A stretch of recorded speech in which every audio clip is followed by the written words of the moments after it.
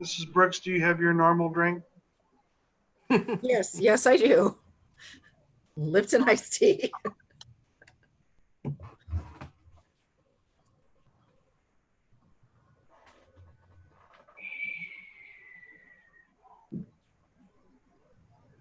Devin, give me a confirmation when we're streaming. Okay, usually a minute or two lag. I will let you know.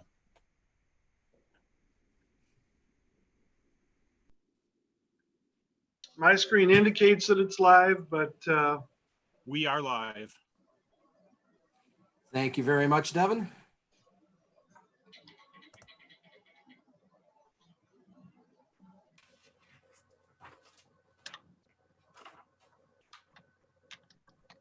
Get up the agenda here. It is not a difficult one. Indeed, so we'll call to order this budget workshop meeting. And we have a pledge of allegiance led by Mr. John Benzing. John, take it away at will.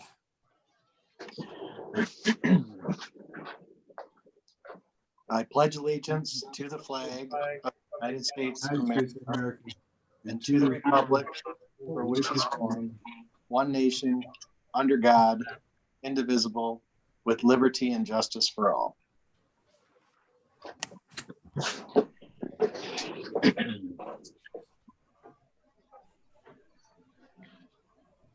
All righty.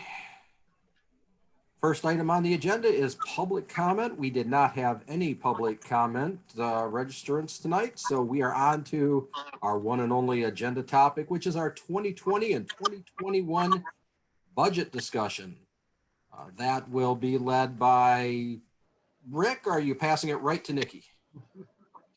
no, I won't hand it off to her. I will probably refer to some of the questions that you may have to her for explanation in detail. I just want to give you a general summary of what you're looking at on your cuts and savings sheet. The task that we had in order to create a balanced budget was to come up with a list of items that could be removed from the budget in response to what we believe will be a $700 per student reduction in the foundation allowance from the level that it was budgeted at last year, the 8118.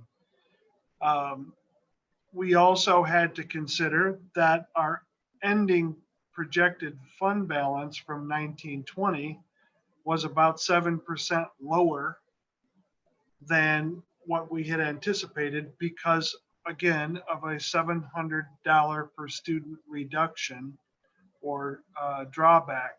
Now, as we sit here today, those $700 per student reductions are only in theory. We don't know 100% if there is a cut to be expected or how much that's expected. We think that $700 is safe, even in a worst case scenario.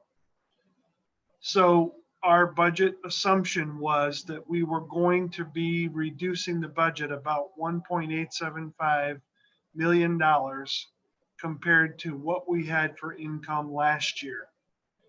That was our original assumption. So the list that we have of items to remove from the budget are reflective of that. And then we also went one step further and attempted to remove costs from the budget that would allow us to have a projected ending fund balance of over 10%. So the list of cuts, which finishes it at about $2,027,000, is over that 1.875 because of that effort to lift us to a fund equity of 10% and slightly above that. So that's the explanation for where we started and why and what our assumptions were. Nikki, anything else that you want to add in terms of that $700 per student number being a safe number to assume? The only thing I wanted to add was that our June state aid payment detail has come in, and they did not adjust for foundation allowance in the June payment. So we still are just kind of in the gray area. So they provided us with, and if I'm not mistaken, that's our final state aid payment. Well, we have 2020. July and August, we accrue back because the state's fiscal year is not That's exactly right. ours. That's right. Their fiscal year doesn't align with ours. Right. It's one of the great mysteries of government. So there is a potential for that money to be pulled back, but as of the June payment, it hasn't disappeared.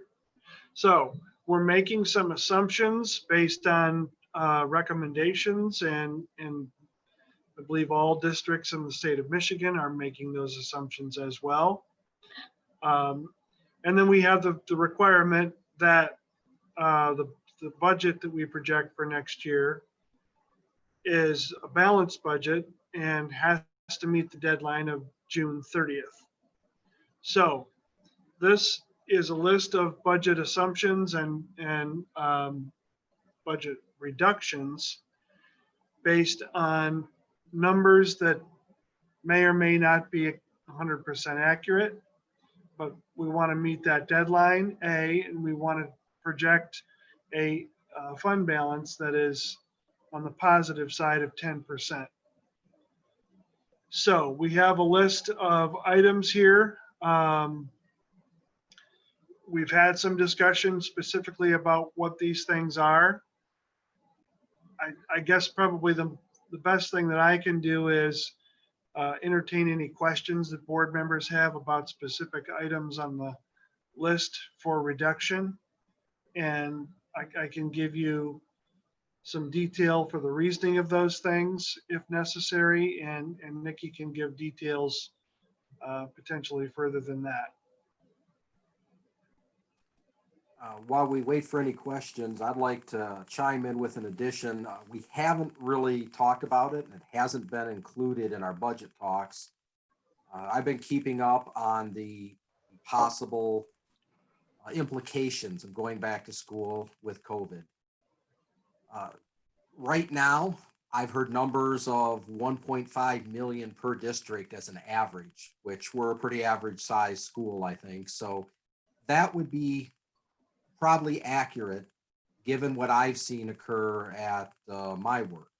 As we went back 4 weeks ago or so, the level of cleaning is the criteria for us to go back in our environment without little kids.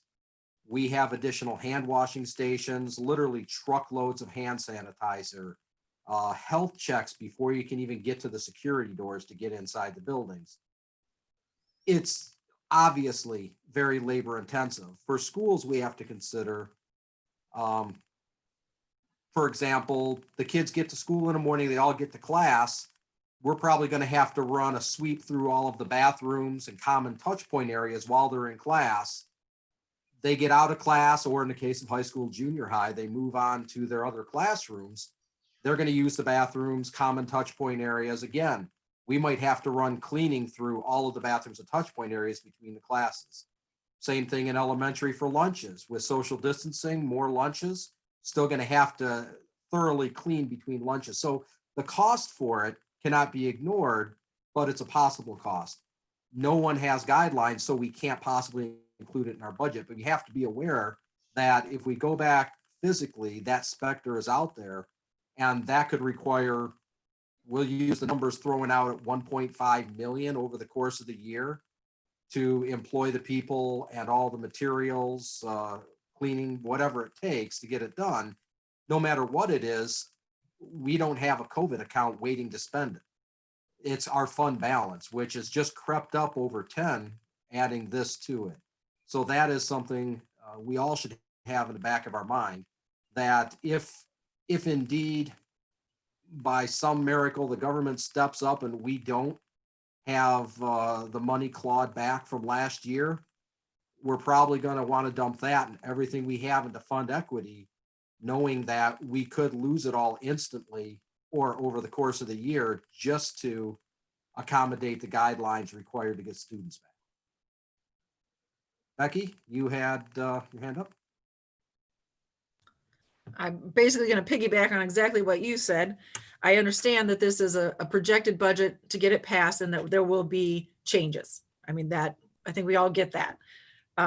But as Kevin was saying, there are so many things that we can't account for right now. We need to be very cognizant of that.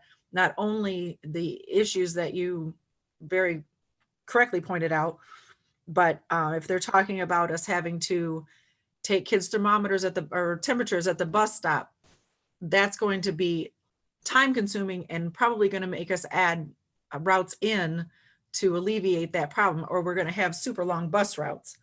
So those are all things. I know we've got some budget cuts in here for busing because of the way that Ben cleaned up the routes, but I don't know that we can count on that because we might have to add some back in. So again, I know this is a first crack at it, and it definitely looks better.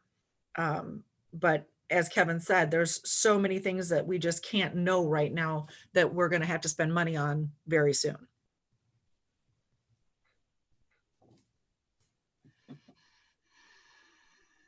Looks like John, you'd like to add?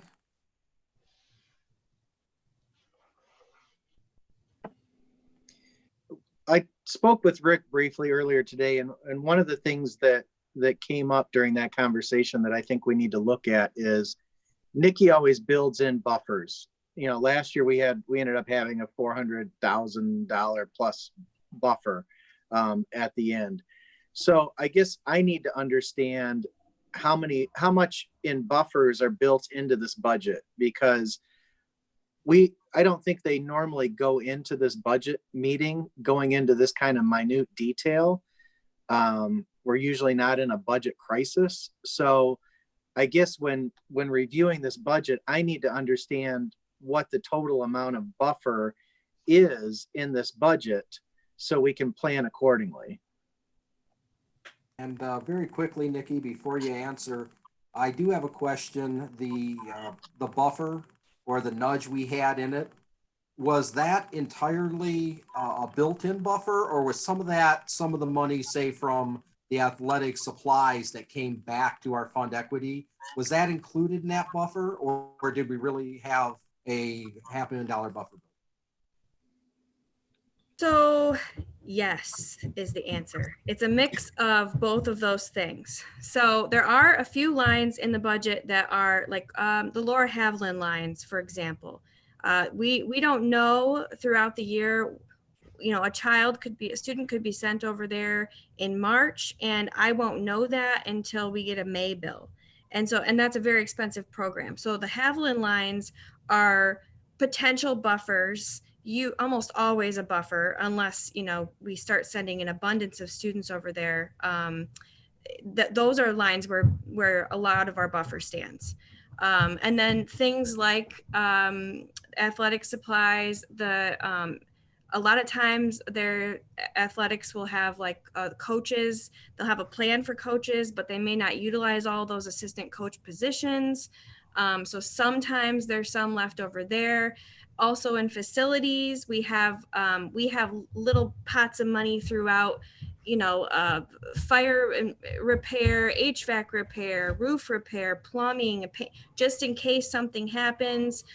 So there is a buffer by design, and then there's also a buffer. I mean, it could exist if folks, as in department heads, aren't spending their full budget. So last year when they did their final revision budget, they're putting together their own budget. It just depends on the department head. Some of them put together a budget that is extremely realistic, minute. They have a plan for every dollar. Some department heads are leaving a buffer for themselves, but I'm not aware that they're doing that. So it's a mix of a lot of things. But the goal is, you know, if you come in 2-3% underneath what you've budgeted, that's a solid, that's a solid budget. But for the negative for us is that, 3% is $750,000. So it's a huge swing, dollar wise. So the answer, I guess, is convoluted, but we will for sure come in under by, I would say, at least $300,000.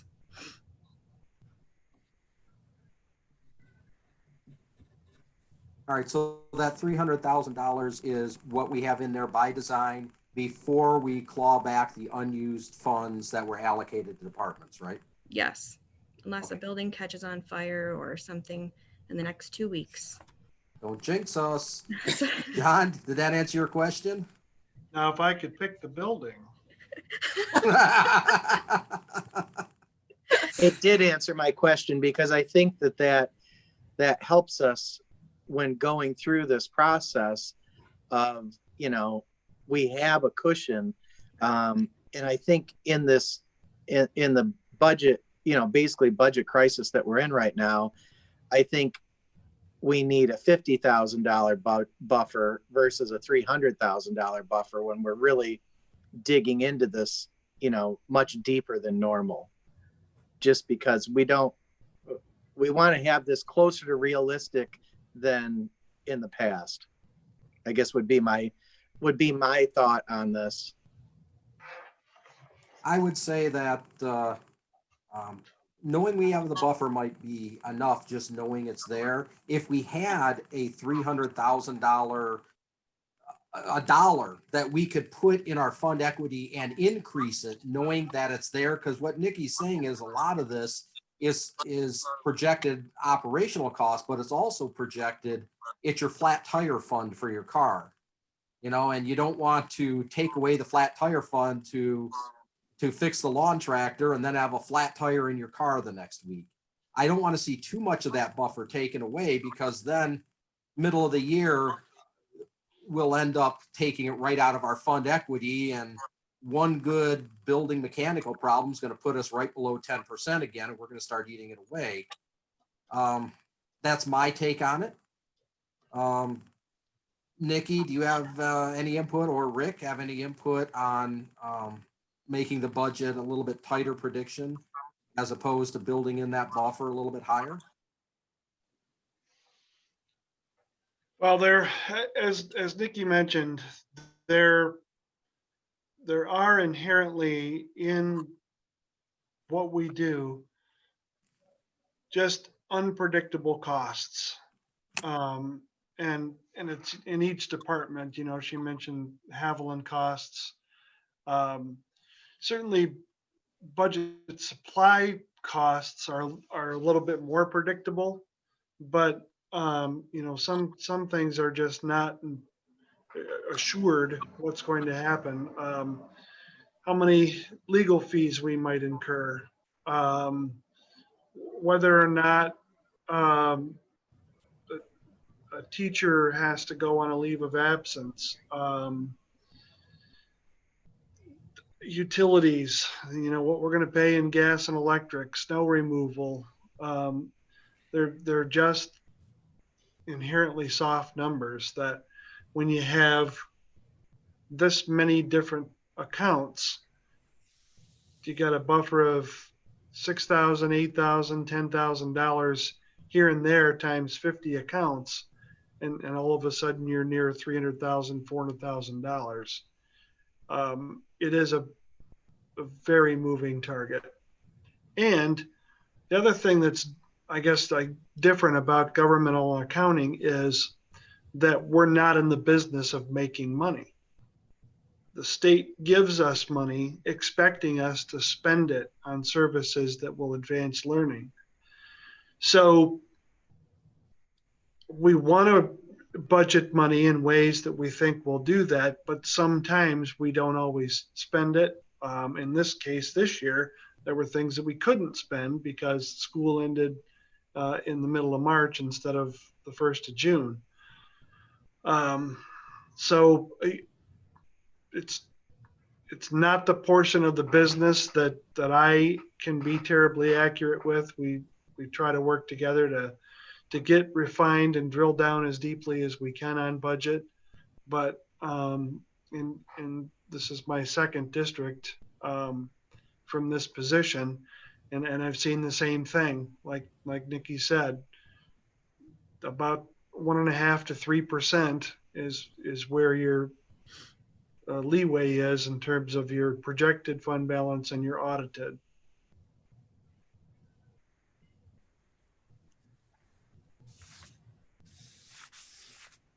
Now I'm unmuted.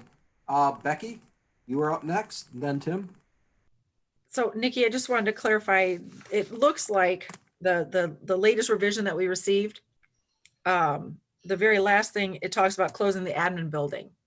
But those cuts that you've outlined are not included in this number, correct? Correct. Okay. And is that something that, I mean, has that kind of been decided that that's what we're going to do, Rick?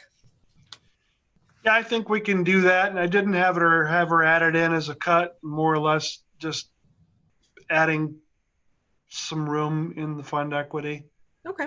rather than attribute it to that original 1.875 because partly because closing this building is a savings that will continue to have year after year. It'll just become part of the budget assumptions that we have one less building.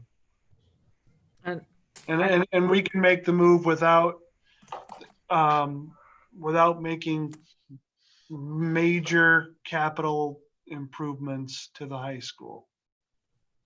so in the main outline, we have a reduction in custodial staff.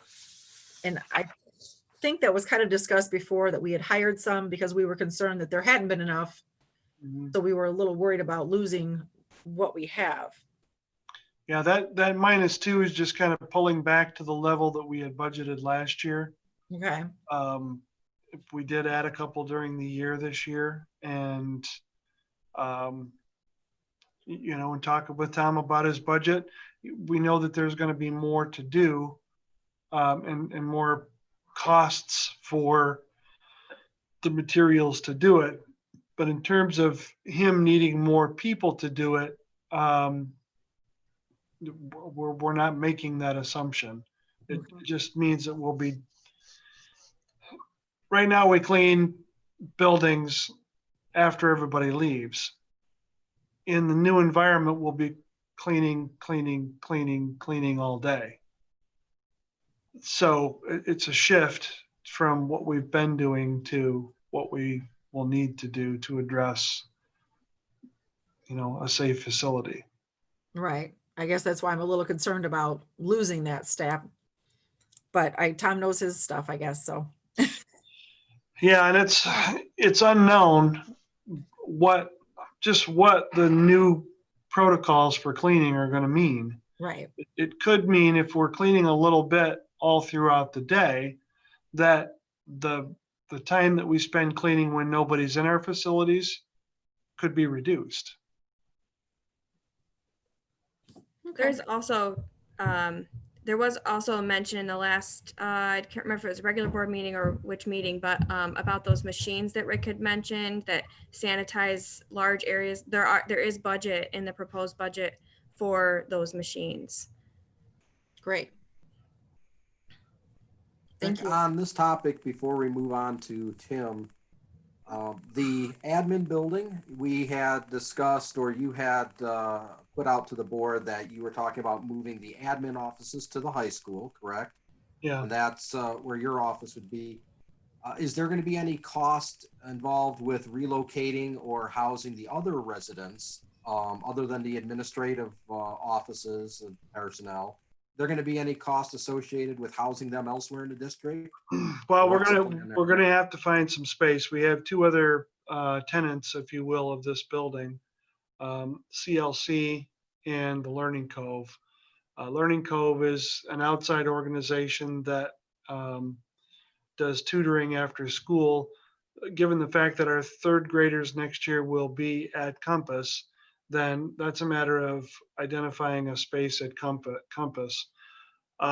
In terms of, helping them move their items, I wasn't here when that program was created, so I know that we made some donations to them in terms of their furniture and things like that, but I don't know if moving them is going to be an expense. I don't expect that would be an expense.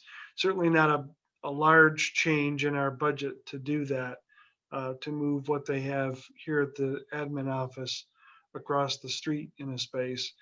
And then for CLC, they don't really figure to take up a lot of office space. They just have a lot of things that need to be stored.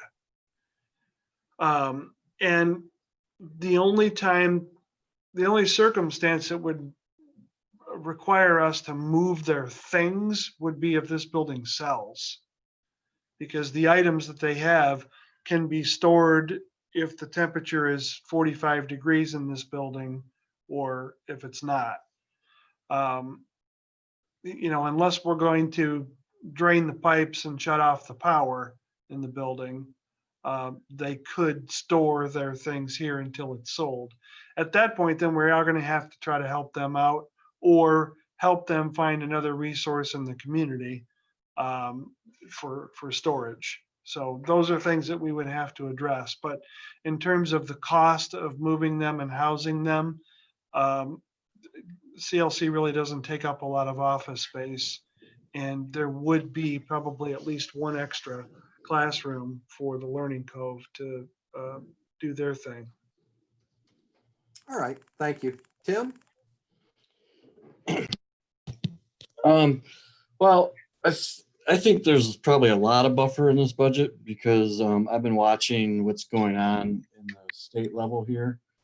And there was the House came out with their economic forecast and overview, their projections in May.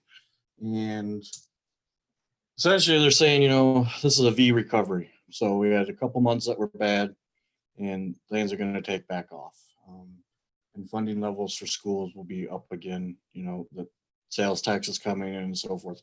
So I know everybody's saying $700, but I think at the end of the day, it's not going to be $700. So I really believe we've got a lot more buffer in this budget than what we have. We're not going to know until October, until September 30th, until the state can actually get their budget. But as this economy gets rolling, you're going to see, everywhere you drive, every parking lot's full, downtown's full again. Sales are happening. So the sky is not falling, folks. Don't believe it. I don't see it in my business. The sky is not falling here. So things are going to be a lot better than what they're telling us on TV. So if you go and download the report for May, and I think that when they do it again here after June, because that's when we really opened up, you're really going to see the sales tax revenue is going to be way up. So do I think they're probably going to cut us maybe $350 to try to make up for last year? Yeah. Do I think they're probably going to cut us this year for this year's budget, 1920? I don't think they're going to backclaw on it. I think they're just going to do it for next year. Then it'll probably be half of what we're thinking. But I would stick with the 700 number, and that gives us a lot of cushion in the way. So I like Tim's crystal ball. I'll go with that. Yeah, I like that as well, and I will be all smiles come the meeting when I inform the board that we're actually off the mark on our budget projection by about $3 million. But those being black numbers and not red. All right, John? I'm assuming this already happened, but have we reached out to everybody and had them, I guess what they call it, sharpen your pencil with their budgets? Because the only budget that I really had detail on so far is the athletics. And I found their budget versus actual spending for last year and the year before, just kind of putting that stuff together. They're about $49,000 roughly under budget. So I'm just, have we looked at all these other budgets that are given to us by other departments and made sure that they've really combed through them, or have they just taken prior years and pushed them forward? So the budget that you have for 1920 for athletics, the budget that's in the system is the last approved budget. So that is first revision budget, and that was anticipating a full year. So the final revision is a lot tighter than that.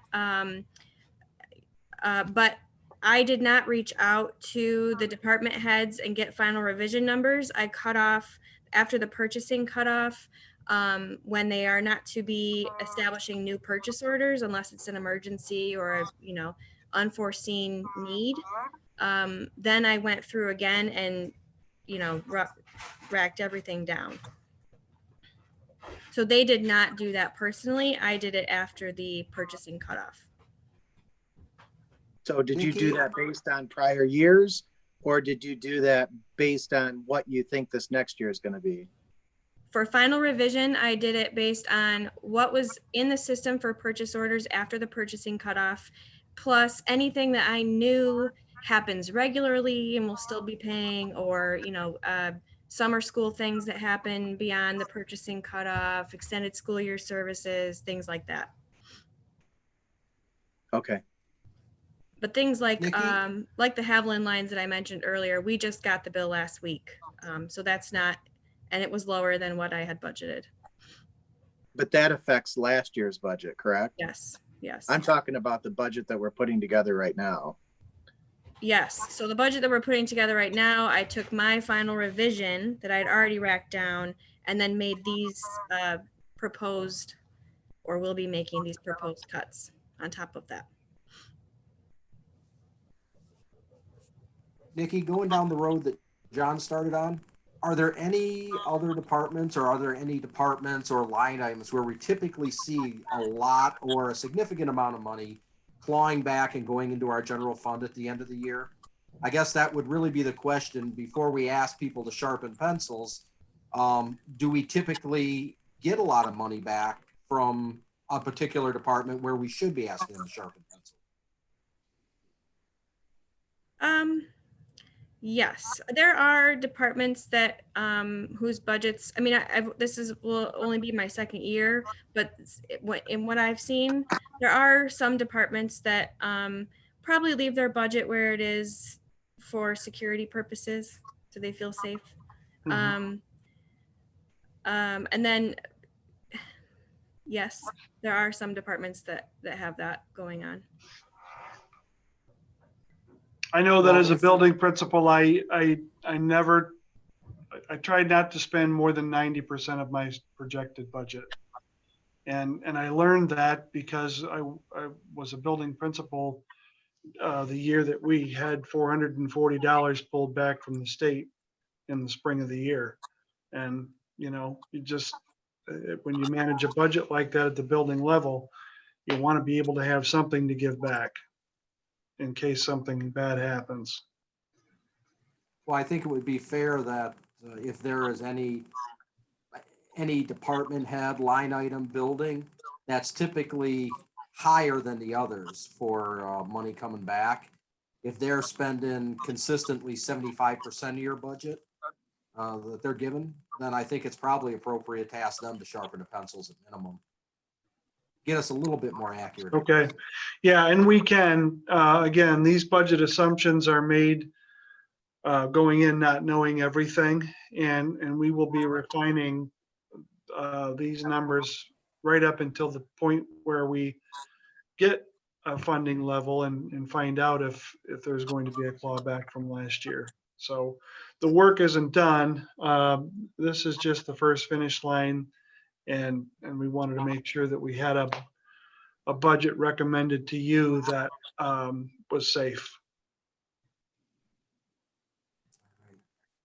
John, you're all set, I assume? I guess to a point. I mean, we're a month and a half into this process, and I guess I don't understand why we don't have greater detail. That's my, I guess that's what I'd like to say at this point. You know, a month and a half into the process, we should have already asked people to sharpen their pencils, especially when we're talking about making $2 million worth of cuts. Because maybe we don't need to make $2 million worth of cuts. Maybe the number's 1.5, maybe it's 1.3.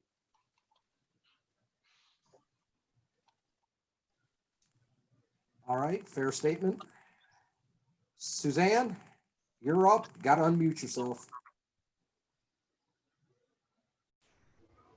I basically just want to say that as far as leaving a little money on the table and letting departments do, try to come in under budget, I get all that. And this is not an exact science, especially when you don't even know. We have no idea how much money we're really getting. And like Tim said, I don't think it's going to be as bad as what they say. They always say the worst, and it seems like it always peels back. And the same with us. We're assuming the worst, and it's probably not going to be as bad. I do get when it's in a crisis, you want to be as close and as accurate as you can, but with COVID and not having any school and, it's been a challenge.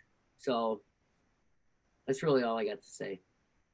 I'm okay with these cuts because they're temporary. I mean, it's not even a reality yet. We don't even know how much money we're getting, and we don't know exactly. There's a lot of unknowns, and that's the problem with the way they make us do our budget, and we don't even know how much money we're getting. I mean, I don't know how accurate anybody could ever be, not knowing how much you're going to get, and then you think and then they change it like they're doing right now, 1 month before the school year's over.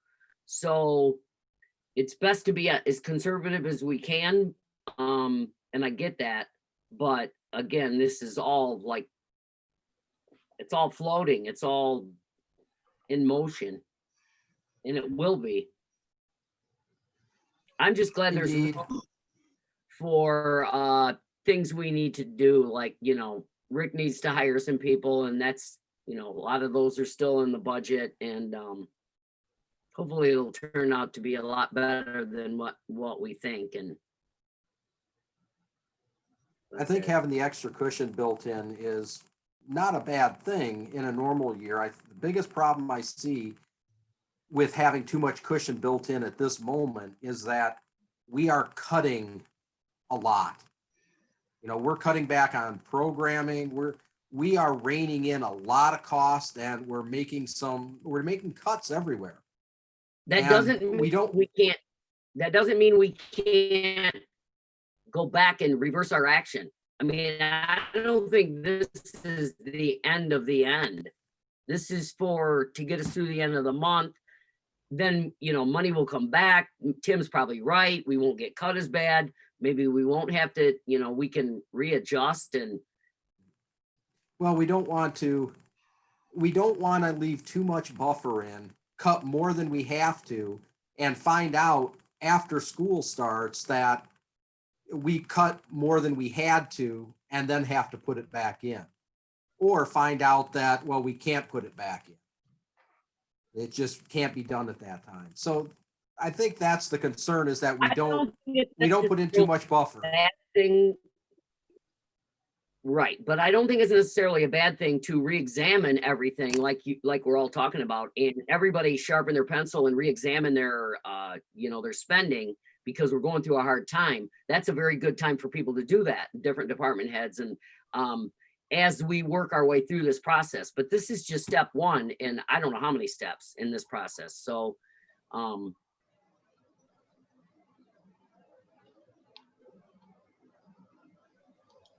right. Thank you, Suzanne. Good points. I had John, you were up next. I wanted to take what Suzanne's saying and push it out a little bit further. The issue right now is this is our first shot at this, yes, but we will not know what our actual numbers are, what we're actually getting from the state, until October or November. And we are putting this budget together now that's going to be reflective of how we start the school year. So I hope things will be better. I'm assuming things will be better than this, but as of today, with the information that we have, we're making cuts based on the budget that we've been given. And those cuts are going to reflect on how we start the school year. So if we are cutting things from the budget, those things are not going to be at the start of the school year.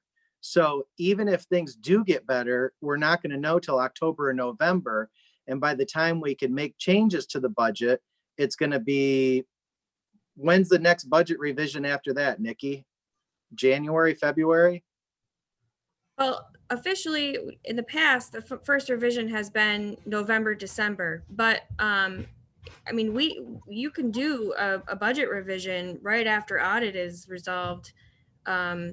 Really, I don't see any reason why you couldn't alter that typical budget schedule. But we still wouldn't be able to audit, to change this budget or revise this budget until after we know what we're actually getting from the state, and that's going to be October, November. Right. So our first opportunity to really dig into this and clean it up realistically would be after, after Thanksgiving. So you've lost almost half the year with the cuts that we're making today. It's going to affect the first semester. I guess that's the point I'm trying to make, is I would rather not have as much buffer in this, because I don't want to see us cut things that we don't actually have to cut. Because we're all optimistic that this is going to be better than what it looks like right now. But this budget has to be reflective of how we're going to start the school year.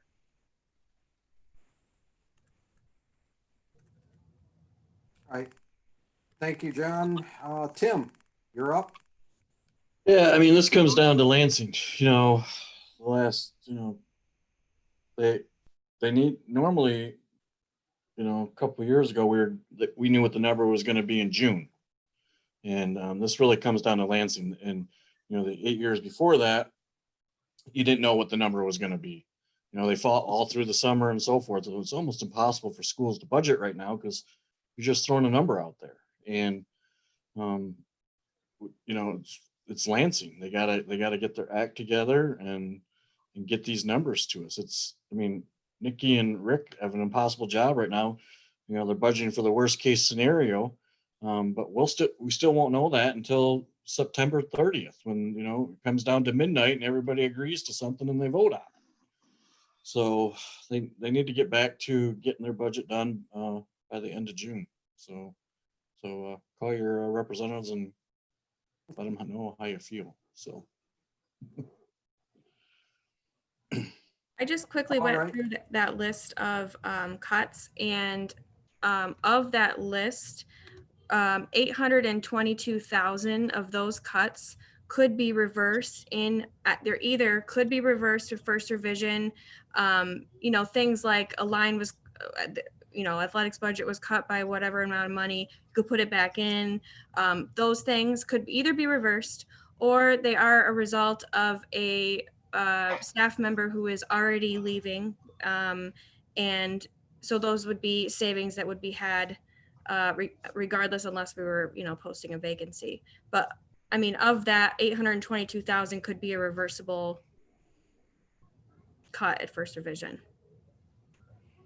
And you mentioned the staff already leaving. We have, we have retirements. We have staff realignment due to the building realignment, correct? Yep. So we had a handful leaving that, for one reason or another, were able to absorb that without a negative impact in the classroom.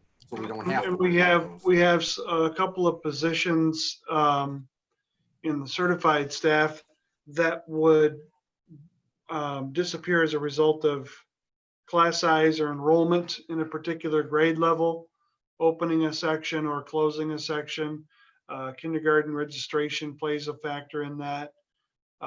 So that's the reason for some of the recommended teacher cuts have to do with enrollment projections in that specific grade level.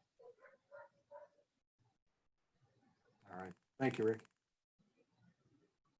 All right. Are there any other Mike has his hand up. Let me, It's my understanding that we're going to try and close down both the administration building and East Steam. Yes. Okay. So that should be quite a savings right there between the two of them. Yeah, there's a bigger savings related to the Herrick Park closing simply because there's more staffing there that would disappear.